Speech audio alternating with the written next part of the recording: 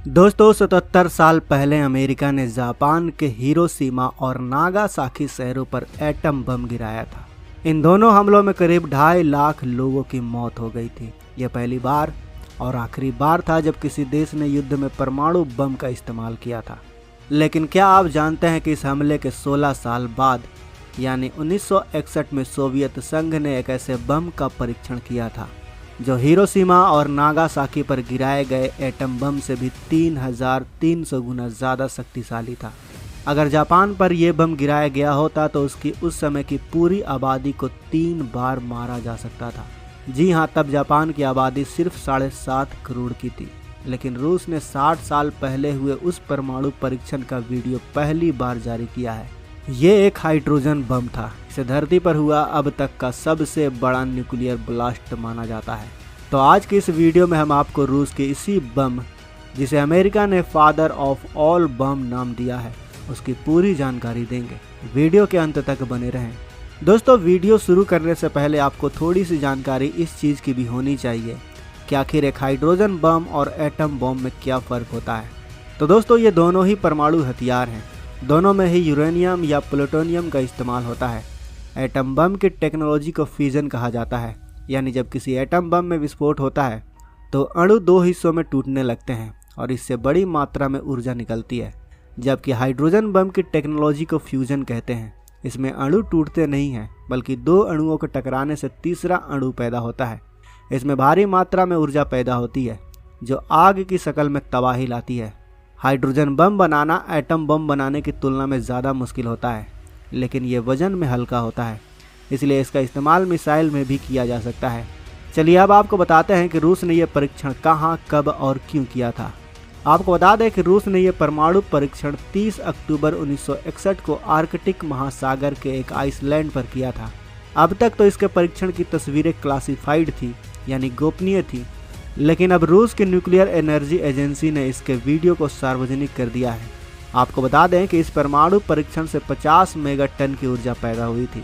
आज से पहले इस परीक्षण के जो वीडियो सामने आए थे वो बहुत ही साफ नहीं थे, लेकिन रूस ने उस समय इस परमाणु परीक्षण पर बनाई 40 मिनट की डॉक्यूमेंट्री फिल्म रिलीज कर दी है। रूस में इसको जार बम कहा जाता है। रूसी भाषा में जार का मतलब होता है राजा। इस बम को एक हवाई जहाज या पैराशूट की मदद से गिराया गया था। ये ज़मीन से 13,000 फीट की ऊंचाई पर फटा था।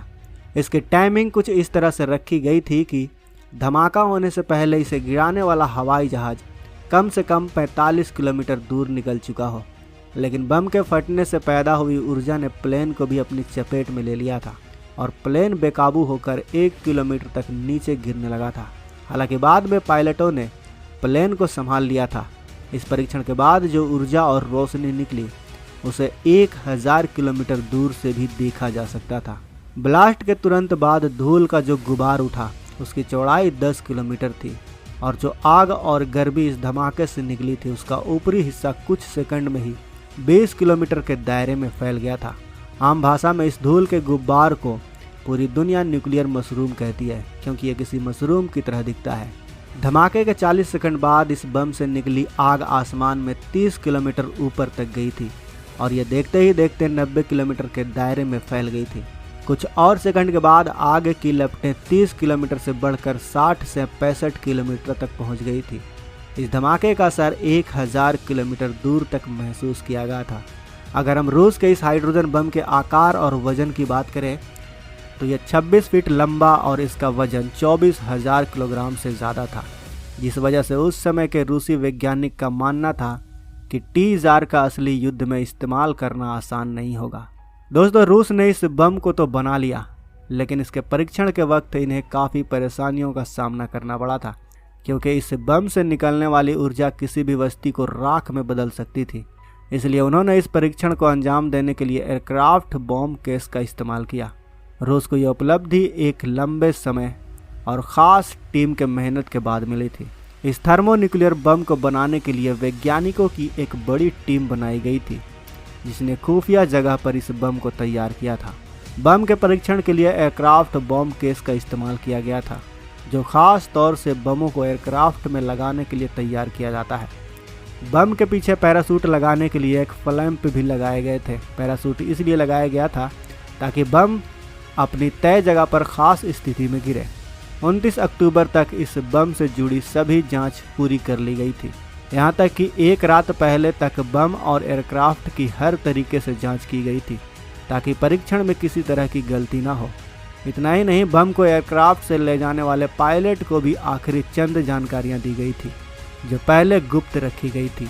फिर 30 अक्टूबर 1961 की सुबह TU-95 बॉम्बर ने हाइड्रोजन बम को लेकर उड़ान भरी। हाइड्रोजन बम वाले एयरक्राफ्ट के साथ एक और एयरक्राफ्ट उड़ान भर रहा था। इस खास मिशन में वैज्ञानिकों की एक टीम थी और इसमें एक लैब भी बनाई गई थी। वैज्ञानिकों ने तय किया था कि हाइड्रोजन बम को गिराने से पहले एयरक्राफ्ट की ऊंचाई 10,500 मीटर रहेगी। जैसे ही परीक्षण स्थल आया, बम गिराने वाला सिस्टम ऑटोमेटिक मोड में चला गया। ऑटोमेटिक मोड में जाते ही D8 टेस्टिंग साइट से बम गिराने का फैसला किया गया और काउंटडाउन शुरू हो गया। पैराशूट की मदद से बम सटीक जगह पर गिरा। इस धमाके से इतनी तेज रोशनी हुई कि कोई भी कैमरा इसकी असली ऊर्जा को माप नहीं पाया। रूस के इस हाइड्रोजन बम ने 35 किलोमीटर के दायरे में सब कुछ जलाकर राख कर दिया। जिस दौर में रूस ने यह परीक्षण किया था वो शीत युद्ध का दौर था। इस दौरान रूस और अमेरिका आपस में सीधे तौर पर युद्ध तो नहीं लड़ रहे थे, लेकिन दोनों के बीच हथियारों की होड़ जरूर लगी हुई थी।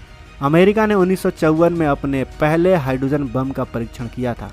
उसी के जवाब में 7 साल बाद रूस ने यह धमाका किया था।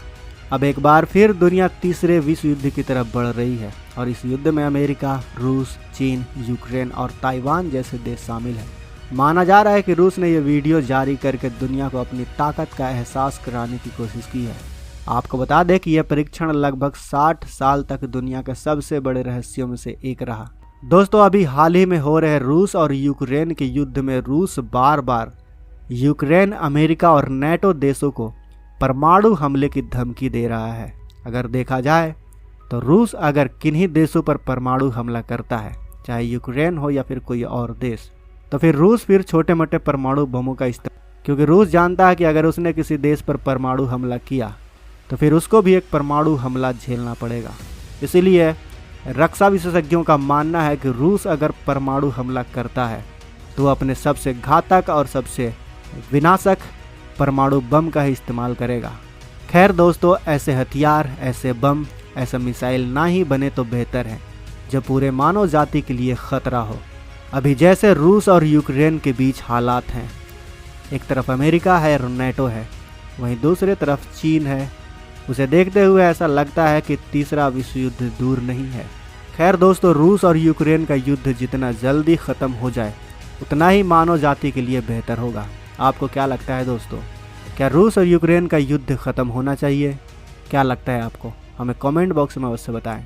वीडियो अच्छी लगे तो वीडियो को लाइक करें, अपने दोस्तों के साथ शेयर करें और अगर आपने अभी तक इस चैनल को सब्सक्राइब नहीं किया है तो इस चैनल को सब्सक्राइब करें। साथ ही बगल में जो बेल आइकन का बटन है उस पर ऑल पर भी क्लिक कर लें ताकि हमारी आने वाली वीडियो को आप मिस ना कर सकें।